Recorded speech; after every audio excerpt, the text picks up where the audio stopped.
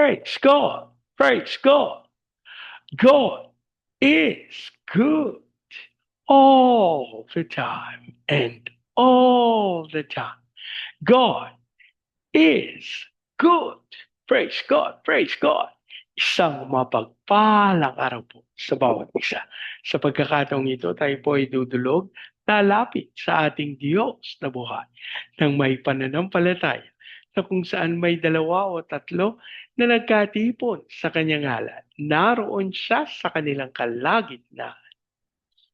Sa araw na ito, tayo po ay dudulog sa Panginoon sa ngalan ng bayan ng Ternate sa probinsya ng Cavite. Ating hihilingin na maitatag ang altar ng ating manunubos sa bayan ng Ternate. Maimutag sa atong mga kaigsuunan diha sa Visayas ug sa Mindanao. Bisan pa katong atong mga kaigsuunan nga anaa sa Luzon ug sa laing nasod. Dalaygon ang Ginoo sa walay katapusan. Ang atin pong pagsambay mula sa aklat ng mga awit. Ika-83 kabanata, ang talata po ay 10. Pinatay lahat at ang hukbo'y nawasak. Sa Endor, ang bangkay nila ay nagkalat.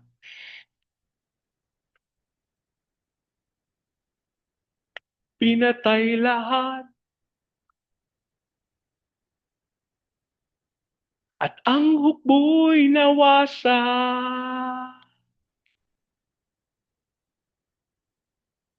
Sa Endor, ang bangkay nila ay nagkalat. Pinatay lahat at ang hukbo'y nawasak. Sa Endor,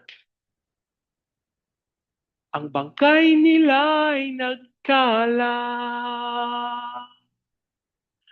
Ama naming Diyos na makapangyarihan sa lahat. Maraming salamat po sa pagkakataon na kami minsan pang makadulog at makalapit sa iyong banal na harapan. Ama, kami po'y nagpapakumbaba. Humihingi ng tawad sa lahat naming pagkakasala. Aming idinudulog sa iyo, Panginoon, na kami linisi, patawarin, baguhin sa lahat naming karumihan. Habang amin din pong idinudulog sa iyo ang bayan ng Ternate sa probinsya ng Cavite. Ang aming panalangin ng lahat ng altar at lahat ng kasunduan sa bayan ng Ternate nang hindi ayon sa pangalan ng aming manunubos ay mapawalang bisa sa pangalan ni Jesus at sa pangunguna ng iyong Santong Espiritu. Ang aming panalangin, maitatag ang altar ng aming manunubos sa bayan ng Ternate. Maraming salamat po. Ang aming pag-asa, tinugon nyo at tinanggap namin ang aming panalangin sa pangalan ng aming Panginoong Yesus. Amen. Amen. Amen. Amen. Amen. Amen. Amen. Praise God. Praise God. Ang ating pong pagbubulay ay mula sa aklat ng Genesis, 41 kabanata. Ang talata po ay 14 at 15. Ipinatawag agad ng Faraon si Jose nang mailabas na sa bilangguan. Siya'y nag-ahit at nagbihis at kaagad humarap sa hari. Sinabi ng Faraon sa kanya, "Ako'y nanaginip, ngunit walang makapagsabi sa akin ng kahulugan niyon. Nabalitaan kong mahusay kang magpaliwanag ng mga panaginip." Ang Diyos po ang magpala ng kanyang buhay at makapangyarihang salita. Maring kayo po ay nagtataka bakit natin binibigyang pahalaga ang bahaging ito ng banal na kasulatan. Ito po ay dahil doon sa pagkakaliwanag, pagkakasambit na ipinatawag agad ng Faraon si Jose. Nung malaman nung mabatid ng paraon na tinataglay ni Jose ang kakayahan na makapagpaliwanag ng panaginip, hindi po nagdalawang isip ang paraon. Kung hindi siya po ay agad na ipinatawag. At alam niyo po, yung tugon, yung ginawa ni Jose ay nangungusap kung paano kanyang pinahalagahan ito. Sapagat nung siya'y mailabas na sa bilangguan, siya'y nag-ahit, nagbihis, at agad na humarap sa hari. Atin pong pag-uusapan yung kanyang mga ginawa. Nag-ahit. Bernie, parang sa iyo yata sinasabi yan. Alam niyo po, yung katayuan, yung kalagayan ni Jose nung sinabing siya ay nag-ahit. Siyempre po, sa bilangguan, bawal po ang mga matatalas na gamit. Hindi po ganito lang. Sadyang ako po, iniisip ko, balbasarado siya, no? At matagal na hindi nakapag-ahit sapagkat siya'y nasa loob ng bilangguan. Pero ito yung kanyang unang ginawa. Inalis niya yung maaring makaharang sa pagkakilala sa kanya. Kung isang beses po, ang inyong lingkod ay nakasakay ng LRT. At yung baliba po, ang kinaupuan ko, dun sa dulong bagon, yung dulong upuan na tatlo ang maaring sumakay. Sa akin pong pagsakay, yung dalawang dulo may nakaupo sa kanan at sa kaliwa. Kaya ako po ay naupo dun sa gitna. At pag-upo ko sa gitna, ang ginawa ng dalawa nasa magkabilang dulo, isiniksik yung kanilang mga sarili doon sa kanilang upuan. Ang isip ko, kanina na bago ko maupo, mga nakatihaya kayo dyan. Pero nung pag-upo ko, aba para silang mga nandidiri. Walang galang na sa inyo mga kapatid. Kung tayo po isasakay ng LRT, MRT, aba umanda po tayo makipagpalitan ng mukha. Sugat katotohanan po, yan yung mga nagaganap. Sabi nila hindi na daw lagi, madalang na daw. Sa kadahilan ng lumuwag na daw yung mga tren, dumami na, dinagdagan na yung mga tren. Ang sabi ko naman, joke. Pero alam niyo po, sisiksikan pa rin po sa loob ng sasakyan, ng tren. At ako po, so syempre po, medyo nakakairita na ano ba itong mga to? Nung bago ako sumakay, mga ayaw nilang magsikilos. Pero nung naupo na ako, aba, lumalayo. Gusto ko bigyan ng tigi 1,000 at pababain. Mag-taxi kayo. Pero, alam niyo po, kinausap ako ng Panginoon habang ako'y nasa ganong kalagayan. At sabi ng Panginoon, hanggang kailan ka magrereklamo sa reaksyon ng mga tao? Hindi sinabi ng Panginoon na patungkol sa akin sapagkat hindi ko nga alam kung ako nga yung pinatutungkulan ng mga yon. Pero sa kadahilan ng ako yung nakaramdam, aba, lakasin loob ko na magalit-galitan. Bali pa po ang suot-suot ko nung pagkakataon na yun. May pangalan pa ng Panginoon. Kaya alam niyo talaga tinago, nagalukip-kip ako, tinago ko yung pangalan. Papahiya ka talaga sapagkat yung reaction mo. Ano po? Minsan po, alam niyo, Kailangan natin mag-ahit ng balbas. Kailangan nating pauwiin yung mga bagay na hindi marapat na nasa sa atin. Ano ba? Mga kailangan nating ahitin. Ano ba yung mga kailangan nating tanggalin?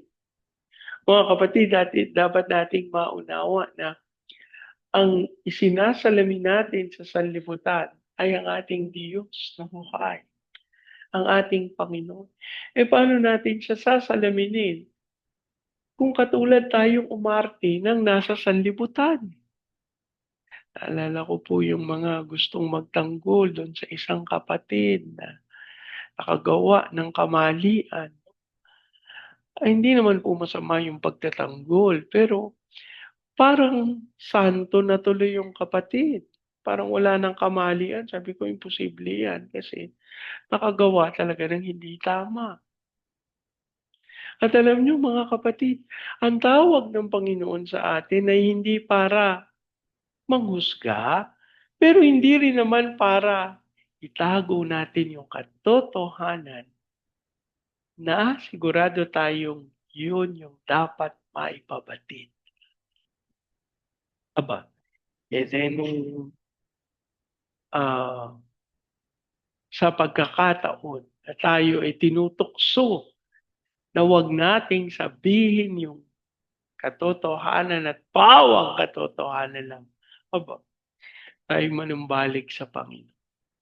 At hayaan natin ang katotohanan at katwiran ng Diyos ang siyang maging maliwanag sa atin. Mag-ahi tayo. Tanggalin natin yung mga bagay na hindi marapat na tumatabing sa kung sino at kung ano ang marapat na mamasdan ng sanlibutan sa pamamagitan ng ating mga buhay. Ahitin natin. Tanggalin natin. Ikalawa, nagbihis. Nasa kulungan po siya.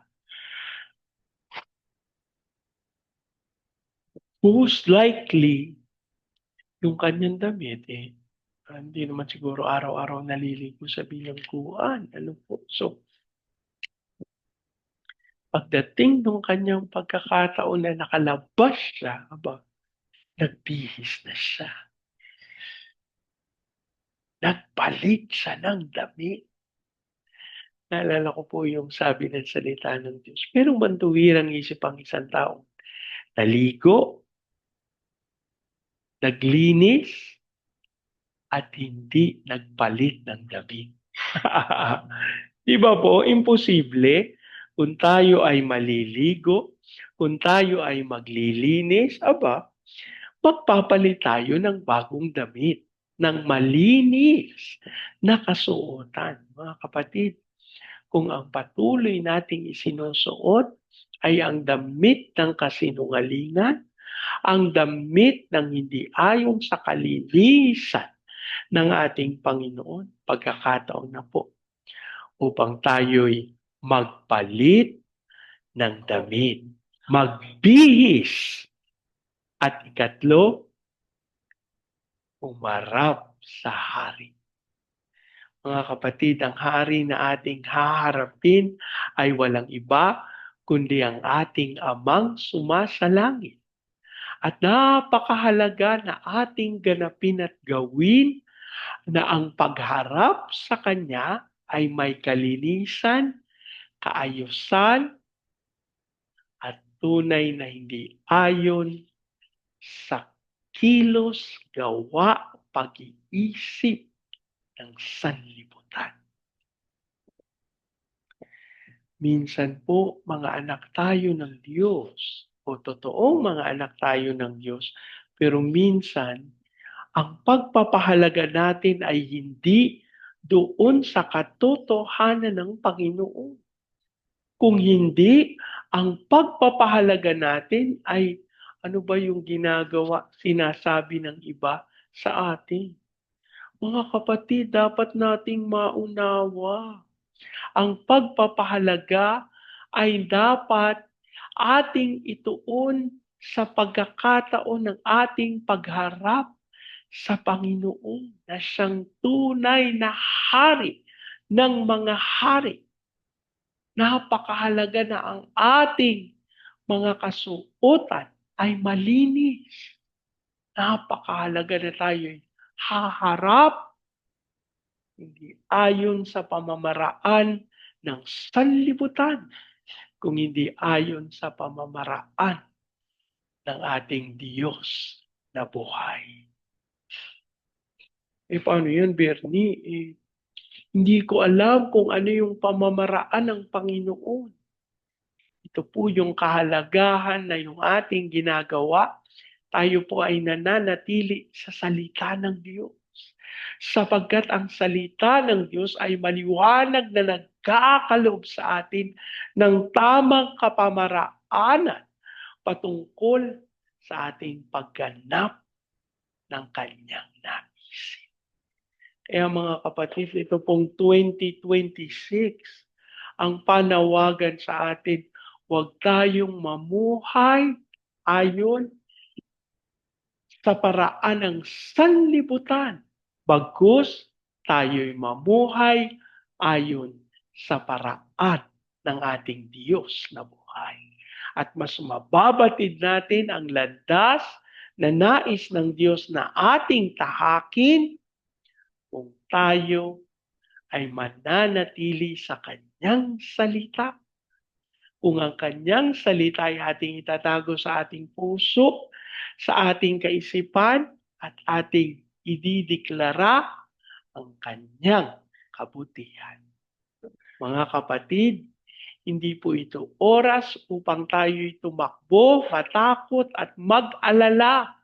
Kung hindi, ito po ang oras upang tayo'y pumanatag, manampalataya na tunay kanya nang ipinagkaloob ang lahat nating pangangailangan. Panalangin tayo. Ama naming Diyos na makapangyarihan sa lahat, kami po'y nagpapasalamat sa iyong salita. Maraming salamat po sapagkat nagkaroon kami ng kaunawaan sa landas na inyong nais naming tahakin. Kami po'y nagpapakumbaba, humihingi ng kapatawaran sa mga pagkakataon na kami po ay hindi nagbigay ng tamang panahon dun sa mga itinalagan nyo para sa amin. Patawarin nyo kami, Ama, at ang aming panalangin magkaroon kami ng ganap na kaunawaan at lakaran namin ang inyong landas ng katwiran. At sa pangalan ni Jesus, inaangkin namin ang kaligtasan ng mga tao na iyong inihahatid sa aming harapan. At ang aming panalangin, Panginoon, dumaloy ang Espiritu at kapangyarihan upang tunay maganap ang inyong dakilang kalooban. Lord, namin din hinihiling sa iyo ang iyong pagkilo sa bayan ng Ternate, ang aming panalangin ng katawan ng aming Panginoong Jesucristo sa bayan ng Ternate ay patuloy na tumanggap ng kalakasan ng kagalingan na nagmumula sa iyo. At sa mga kinakailangang husgahan, nasa iyo po ang kapangyarihan sa pangalan ni Jesus. Dinadalangin din po namin namang Diyos na ikaw ang patuloy na kumilos ng may kapangyarihan at maganap ang iyong dakilang kalooban. Habang amin din pong idinudulog sa iyo ang mga bayan, Panginoon,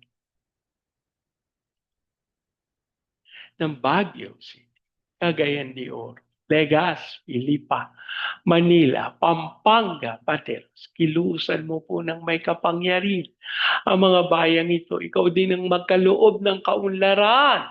At ayan mong dumalo ito sa buong Luzon, Visayas at Mindanao. Ipahintulot mo, Panginoon, na yung landas na aming tatahakin, landas na nagmumula sa iyo. Habang amin din pong idinudulog sa iyo, kabutihan at kapangyarihan. Lord, ayan mo maganap namin yung tawag mo to be the launching pad of the gospel, to be a missionary, sending country, to be the America of Asia, inahay. of its glory. Dasal namin ang iyong kapangyarihan. Lord, dilig namin na mapangyari ang iyong mga himala sa iyong kapanahunan. Abang amin din pong idinideklara ang pagkilos na may kapangyarihan sa mga basketballista, sa mga gumagawa para sa physical. Lord God, ikaw ang pumilos, mag-ingat, magbantay at magtanggol sa kanila. Abang amin din pong idinudulog sa iyo aming mga training agencies, katulad po ng May Lifeline, Asian Center for Missions, Elijah House, Philippines, Church Renewal, Asia Pacific International Institutes. Ikaw po magkaloob ng lahat ng pangangailangan ng mga ministeryo dito, maging ng aming mga OFWs na tinawag mo bilang overseas Filipino witnesses. Kaya mo sila sumaksi sa mga bansa na yung pinagdalahan sa kanila. As we also declare the fullness of your blessings, as we declare the Lordship, Kingship of our Lord Jesus Christ. Lord, we declare your blessings sa Vietnam, Cambodia, Myanmar, Laos, Thailand, Malaysia, Singapore, Indonesia. Ikaw po patuloy na kumilos ng may kapangyarihan maging sa Brazil, sa Russia, sa Amerika, sa China, sa South Korea, North Korea. Lord, we declare the kingdom of our Lord Jesus Christ. No weapon formed against us will prosper. Ang aming panalangin tunay magtagumpay ang iyong mga lingkod sa pagganap ng iyong itinalaga. Maraming salamat as we claim the fullness of your blessings upon our house, on our lives. Jesus, as we declare peace over Israel. Jesus' name. Amen. Amen. Amen. Amen. Amen. Amen. Amen. Praise God. Lagi po nating tatandaan sa anumang pagsubok, problema, kahirapan, sakit, karamdaman. Tayo dudulog lalapit, tatawag sa Panginoon dahil sa Diyos walang imposible. Sa pagkakataong ito, yan yung pong salitain ko ang basbas ng Panginoon sa inyo at sa inyo sambahayan. I declare the everlasting love of the Father. I declare the unending blessings of the Son. I declare the sweet, sweet, sweet fellowship of the Holy Spirit now and forever. I declare this new house and lot with working with a new vehicle and with a flourishing Jesus. Amen. Amen. Amen. Amen. Amen. Amen. Amen. Praise God. Praise God. Hanggang sa susunod po. Sama-sama nating ideklara, Pilipinas, God bless you big time. And so we declare to God be all the glory in Jesus' name. Amen. Amen. Amen. Amen. Amen. Amen. Amen. Praise God. Praise God.